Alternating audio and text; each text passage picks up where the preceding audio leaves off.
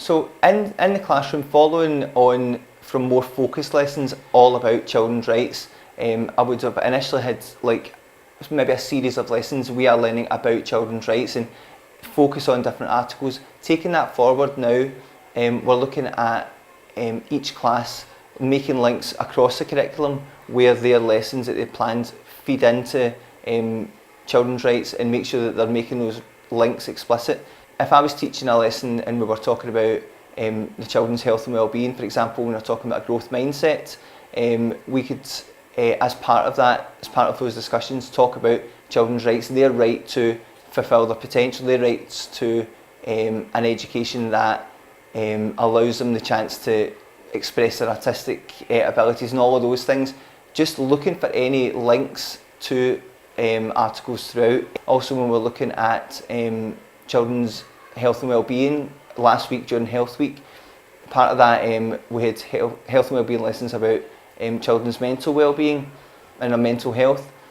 Being able to discuss that very openly and using children's rights as a kind of basis. You are a child, these are the rights that you should be able to enjoy. If you can't, how can we help you to access these rights? And just bring it into every lesson as much as possible has been really useful. So in Primary 1 and Primary 2 this year, we have planned a topic, particularly with a rights-based approach. So we took the topic of traditional tales, and when we were planning it, we decided to take one traditional tale each week, and each traditional tale was linked to one of the rights-respecting articles. So for example, we took the book The Enormous Turnip, and we linked that to the right to nutritious food. And so every time we looked at a different book, we then talked about through circle time activities and making thinking visible activities how that linked to the right, and then the children then wrote about that in their writing each week and drew pictures linked to that right.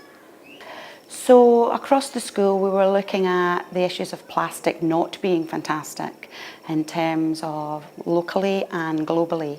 So we looked at the story of the traditional tale The Three Little Pigs, and we took the theme of plastic, and the children worked with their P7 buddy collaboratively to build a house of plastic using plastic. And we just looked at the amount of plastic that we were actually using. So we were linking obviously cooperative skills alongside technology skills, and also hitting that target of thinking about how we need to reduce, reuse, but we're also recycling.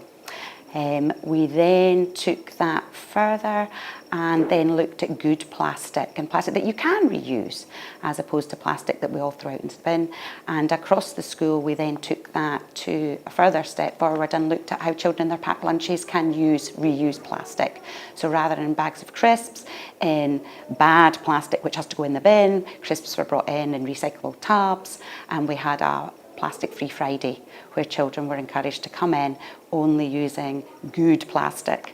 And so we're ticking all this reuse, reduce, recycle outcomes that are part of the curriculum.